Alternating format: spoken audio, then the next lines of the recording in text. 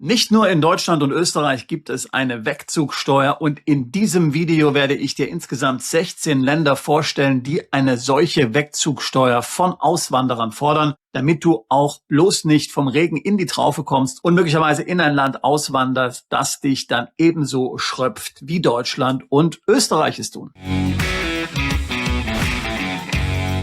Noch ein Hinweis in eigener Sache, wenn auch du dich mit dem Thema Auswanderung und Plan B beschäftigst, dann lade ich dich herzlich zu unseren Seminaren und Erlebnisreisen ein. Davon organisieren wir etliche über das ganze Jahr verteilt. Zum Beispiel Seminarreisen in die USA, in die Philippinen, nach Georgien, nach Serbien oder auch nach Irland. Wir haben auch regelmäßig Seminare in der Schweiz, zum Beispiel unser Seminar das Schweizer Taschenmesser für deinen Plan B oder auch unsere Braveheart LLC Masterclass zum Thema amerikanische LLC. Alle weiteren Details auf unserer Webseite. Link dazu in der Beschreibung dieses Videos. Ich und meine Kollegen würden uns freuen, auch dich demnächst dann bei einer unserer Veranstaltungen kennenzulernen. Nun aber zurück zum eigentlichen Thema. Wir haben ja schon sehr viele Videos zum Thema Wegzugsteuer in Deutschland hier veröffentlicht. Ich möchte jetzt hier auch nicht nochmal in allen Detail erklären, was es bei der deutschen Wegzugsteuer geht. Tatsächlich gibt es aber auch andere Länder, die eine solche Wegzugsteuer erheben. Es sind nicht sehr viele. Insgesamt werde ich dir heute 16 vorstellen, inklusive Deutschlands, bei denen es eine solche Wegzugsteuer gibt. Aber es ist eben entscheidend, dass du das als Auswanderer besonders gut verstehst. Denn wir hatten tragischerweise schon etliche Fälle, wo dann Mandanten der deutschen Wegzugsteuer entkommen sind, ohne dann zu realisieren, dass sie letztlich in ihrem Auswanderungsland in die gleiche Falle laufen. Und zum Teil ist die Wegzugsteuer in anderen Ländern eben noch viel strenger als in Deutschland und in Österreich. Also es ist wirklich fundamental wichtig, dass du dich damit auseinandersetzt, bevor du auswanderst. Und deswegen möchte ich nun in diesem Video die wichtigsten Länder vorstellen, die eine solche Wegzugsteuer erheben. Wie genau die deutsche Wegzugsteuer funktioniert, das werde ich dir dann gleich erklären, wenn wir eben Deutschland hier als eines dieser 16 Länder behandeln. Tendenziell würde ich sagen, dass der Trend eher dorthin geht, dass es mehr Länder gibt, die eine Wegzugsteuer erheben. Eins der Länder, das wir gleich behandeln werden, ist zum Beispiel Belgien. Die haben erst vor kurzem angefangen, eine Wegzugsteuer zu erheben. Auch im UK wird ja ständig davon gesprochen und so wird es vermutlich auch in anderen Ländern sein. Das heißt, das ist ein Thema, das du unbedingt auf dem Radar haben musst. Erst vor kurzem hat ja die EU-Kommission eine Studie zum Thema Vermögensteuern und Wegzugsteuern veröffentlicht, hat da beides sehr empfohlen, hat im gleichen Kontext gesagt, dass man Vermögensregister schaffen soll, damit man diese Steuer dann eben entsprechend erheben kann. Also wenn du Vermögen bist, und mit Vermögen meint man eben im EU-Kontext nicht mehr superreich, sondern jeder Eigenheimbesitzer ist im Grunde davon betroffen, dann ist das etwas, das akut bei dir letztlich auf dem Radar sein sollte. Meine Empfehlung kennst du sowieso. Ich würde dir raten, so schnell wie möglich auszuwandern. Und ich meine das gar nicht als Panikmache. Ich meine, ich selbst habe Deutschland schon vor 26 Jahren verlassen, nicht ohne Grund. Ich bin froh, dass ich es getan habe und auch die EU entsprechend verlassen habe. Also das heißt, gestern war der beste Zeitpunkt. Der zweitbeste Zeitpunkt ist heute. Also wenn du dein Vermögen schützen willst, dann ist der effektivste Weg, dies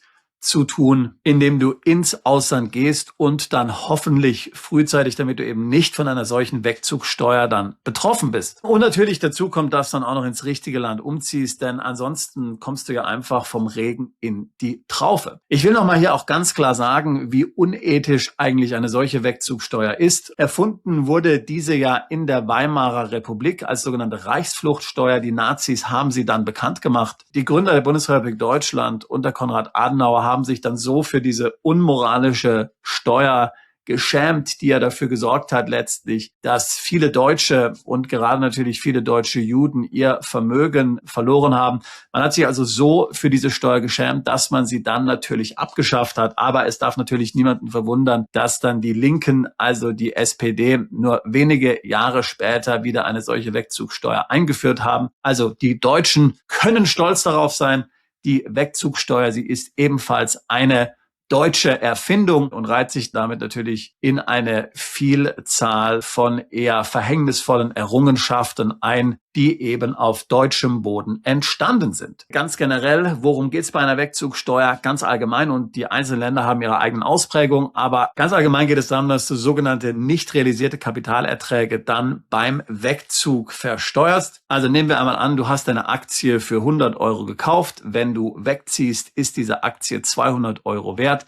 Dann musst du die Differenz mit der in dem entsprechenden Land gültigen Kapitalertragssteuer oder in Deutschland eine Abgeltungssteuer dann entsprechend versteuern. Es kommt also zu einer fiktiven Veräußerung deines Vermögens und entsprechend musst du dann eben Steuern darauf zahlen. Welches Vermögen davon betroffen ist, das ist eben unterschiedlich in den entsprechenden Ländern und damit wollen wir uns jetzt mal auseinandersetzen. Ich habe das Ganze sortiert von weniger schlimm bis schlimm. Die schlimmsten Länder kommen zuerst und die am wenigsten schlimmen Länder kommen dann weiter unten. Fangen wir an. Das mit Abstand schlimmste Land ist Kanada. Wenn du Kanada verlässt, dann musst du auf dein gesamtes weltweites Vermögen die kanadische Wegzugsteuer bezahlen. Und wie gesagt, hier sind jetzt nicht nur Unternehmensbeteiligung drin enthalten, sondern eben dein gesamtes weltweites Vermögen. Die Hälfte der nicht realisierten Veräußerungsgewinne ist entsprechend dann in Kanada steuerpflichtig. 2025 wollte man das erhöhen auf 2/3 der Veräußerungsgewinne. Das ist dann aber in letzter Minute noch abgesagt worden. Das von dir bewohnte Eigentum in Kanada und auch deine Altersvorsorge ist davon ausgeschlossen. Alles andere, deine gesamten weltweiten Assets sind von dieser Wegzugsteuer betroffen. So, das zweitschlimmste Land, das ist Australien. Ich hatte ja vorhin erzählt von manchen Mandanten, die betroffen sind von dieser Wegzugsteuerthematik in anderen Ländern. Tatsächlich haben wir einen Mandanten, der von Deutschland nach Australien umgezogen ist und dann, ohne es zu wissen, in diese Wegzugsteuerfalle dort hineinschlitterte. In Australien ist es so, dass du von der Wegzugsteuer betroffen bist, sobald du dort die Daueraufenthaltsgenehmigung dann bekommen hast. Und auch dort werden dann eben nicht realisierte Veräußerungsgewinne auf dein weltweites Vermögen besteuert. Es gibt eine Möglichkeit, das Ganze zu deferen. Das heißt, du kannst im Grunde genommen sagen, du zahlst beim Wegzug keine Steuer darauf, sondern versteuerst eben, wenn du diese Assets dann tatsächlich verkaufst. Allerdings wird dann eben der gesamte Zeitraum für die australische Steuer zugrunde gelegt. So, das dritte Land, das hier bei den ganz schlimmen Ländern zu nennen ist, wo es eben nicht nur um Aktien geht, sondern um dein weltweites Vermögen. Also nicht nur um Unternehmensbeteiligung, sondern eben auch alle möglichen anderen Vermögensbestände. Das ist Südafrika. Und vielleicht wundert es dich, dass das jetzt alles 3 Länder sind, die ja Teil des britischen Empires waren oder einmal unter britischer Herrschaft standen und zum Teil immer noch den britischen König als ihr Staatsoberhaupt haben. Also Südafrika ist das dritte Land in der Liste. Hier werden 18% fällig. Südafrikanische Immobilien und einige andere Ausnahmen sind zunächst nicht davon betroffen. Das waren also im Grunde genommen in puncto Wegzugsteuer die schlimmsten Länder, denn dort wird nicht nur die Wegzugsteuer auf Unternehmensbeteiligungen und Aktien im Streubesitz fällig, sondern tatsächlich auf das gesamte weltweite Vermögen. In den folgenden Ländern wird Wegzugsteuer vor allen Dingen fällig auf klassische Kapitalanlagen, also zum Beispiel Unternehmensbeteiligung, Aktien und eben auch Krypto, nicht aber anderes Vermögen, das du möglicherweise hast. Viertes Land in unserer Liste und erstes Beispiel eben in diesem Block der Länder, die im Wesentlichen Kapitalanlagen wie zum Beispiel Aktien- und Unternehmensbeteiligung besteuern, ist Norwegen. Dort wird auf nicht realisierte Veräußerungsgewinne in deinem Depot eine Steuer von sagenhaften 38% fällig, wenn du Norwegen verlässt. Hier wurden 2024 nochmals die Regelungen verschärft. Hier gibt es also kein Deferral. Das heißt, du musst die Steuer auch bezahlen, wenn du nicht wirklich verkaufst. Früher war das noch etwas gnädiger. Du hast vielleicht mitbekommen, dass zu diesem Zeitpunkt dann sehr viele wohlhabende Norweger ausgewandert sind, in zum Beispiel Länder wie die Schweiz, wo es ja Gott sei Dank keine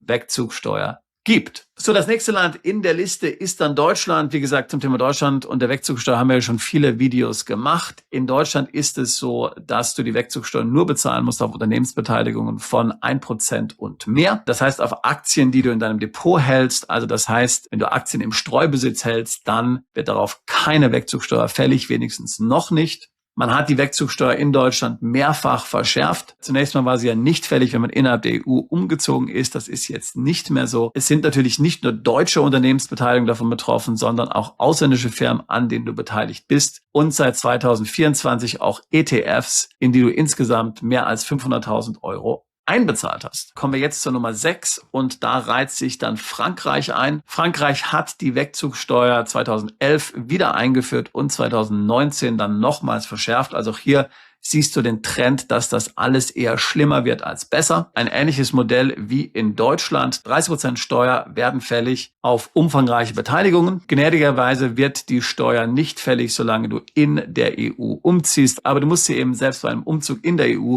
dann bezahlen, wenn du die Assets verkaufen würdest. Land Nummer 7 ist Spanien. Hier gibt es die Wegzugsteuer seit 2015. Spanien ist ja auch eine wirkliche Steuerhölle. Die Wegzugsteuer, muss man sagen, ist jetzt im Vergleich zu Deutschland relativ gnädig. Wenn du in Spanien in den letzten 15 Jahren 10 Jahre steuerpflichtig warst und Aktien bzw. Unternehmensbeteiligungen im Wert von mehr als 4 Millionen Euro hältst oder eben eine Beteiligung von 25% oder mehr hast, welche dann wiederum 1 Million Euro wert sein müssen, dann wird beim Wegzug eine Veräußerung fingiert und du musst darauf Steuern bezahlen. Auch hier wiederum ist es so, dass bei einem Wegzug innerhalb der EU die Steuer zunächst nicht fällig wird. Ziehst du aber in der EU um und verkaufst die Assets später, wird dann die Steuer in Spanien natürlich fällig. Hier sollte man ebenso sagen, wenn du von Spanien in eine Steueroase umziehst, bleibst du möglicherweise noch 4 Jahre lang unbeschränkt steuerpflichtig in Spanien. Land Nummer 8 ist Österreich und tatsächlich ist die Wegzugsteuer in Österreich strenger als in Deutschland, denn hier wird sie eben auch fällig auf Aktien und zum Beispiel auch Krypto im Streubesitz. Auch hier ist man gnädiger, wenn du innerhalb der EU umziehst oder eben auch nur temporär Österreich verlässt, dann wird die Steuer nicht fällig. Seit 2016 gibt es dieses Modell und ich denke, das wird auch das Modell, was irgendwann in Deutschland dann eingeführt werden wird, dass eben nicht mehr nur eine signifikante Beteiligung von 1% notwendig ist an einem Unternehmen, um die Wegzugsteuer auszulösen, sondern im Grunde genommen, dass auf dein gesamtes Kapitalvermögen dann diese Wegzugsteuer anfällt. Wie gesagt, in Österreich ist das seit 2016 der Fall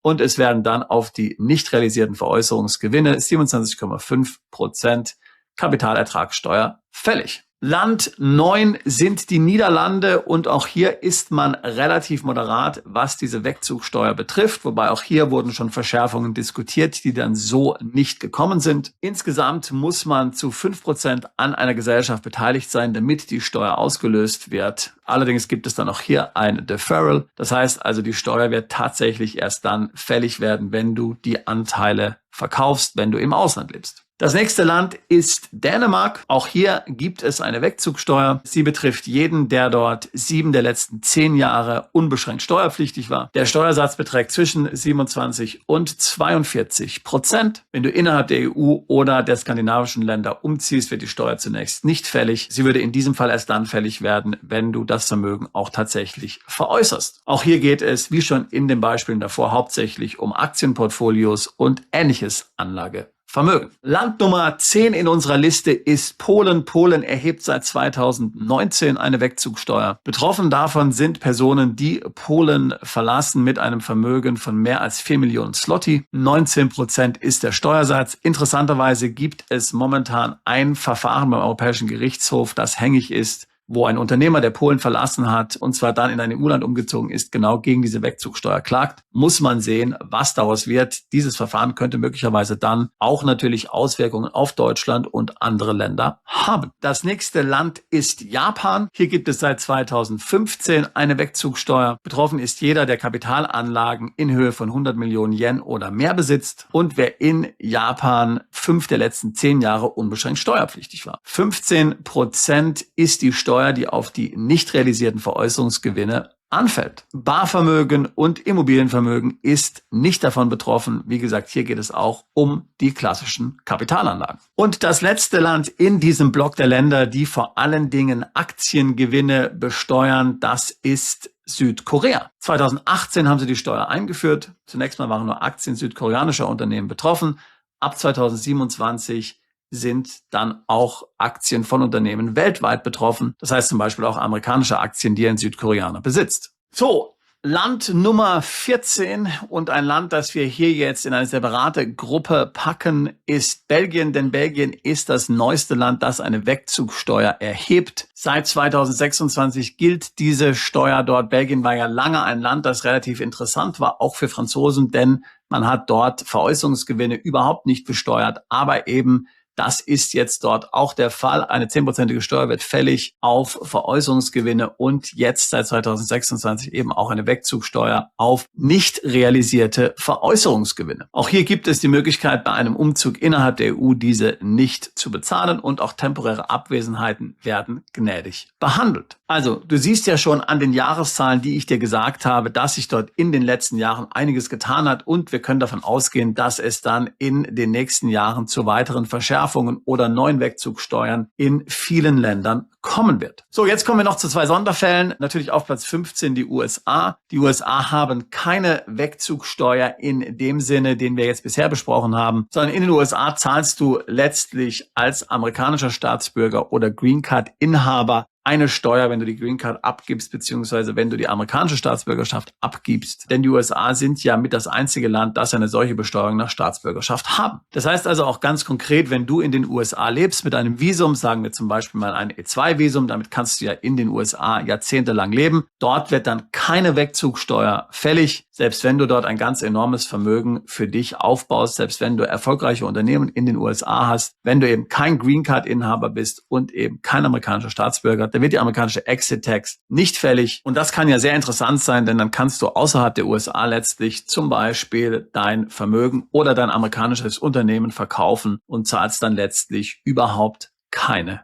Steuern. Das letzte Land in dieser Liste und damit natürlich auch das mit am harmloseste ist Neuseeland. In Neuseeland gibt es ja sowieso keine Kapitalertragssteuer und somit gibt es auch keine tatsächliche Exit-Tax, außer eben einer kleinen, sehr engen Ausnahme. Und ich will jetzt nicht weit auf Details eingehen, aber wenn man auf eine bestimmte Weise in ausländische Investmentfonds investiert, dann kann eine Exit-Tax fällig werden. Aber wenn dich das betreffen sollte, dann sprichst du natürlich am besten mit deinem Steuerberater in Neuseeland, der dich dann entsprechend darüber informieren wird. Apropos Steuerberater, es ist natürlich extrem wichtig bei deiner steuerlichen Planung hinsichtlich Wegzug, hinsichtlich Wegzugsteuer, dass du dich sauber beraten lässt von kompetenten Steuerberatern und Rechtsanwälten und das eben idealerweise nicht erst, wenn du dann das Land wieder verlässt, in welches du ausgewandert bist, sondern schon vor deiner Auswanderung, dass du also genau weißt, was auf dich zukommt. Ich hatte ja mehrere Länder jetzt erwähnt, wo dann die Wegzugsteuer erst nach einigen Jahren Ansässigkeit fällig wird.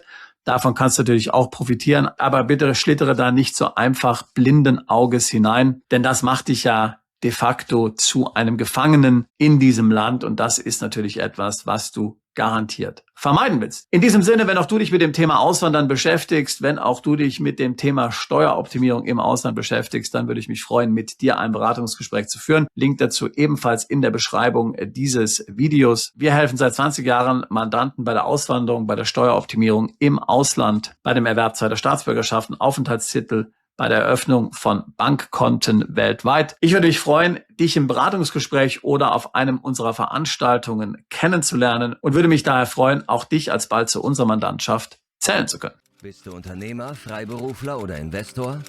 Zieht es dich schon lange ins Ausland? Mach heute den ersten konkreten Schritt in eine Zukunft mit mehr Geld und mehr Freiheit. Buche ein Beratungsgespräch mit Sebastian und seinen Kollegen. Unsere Kanzlei unterstützt Mandanten wie dich dabei, deine Steuerlast legal zu reduzieren, Vermögen aufzubauen und zu schützen und deine persönliche Freiheit zu maximieren. Profitiere jetzt von unserem Fachwissen und unserem Netzwerk. Gehe zu mandatierung.com und werde Mandant unserer Kanzlei.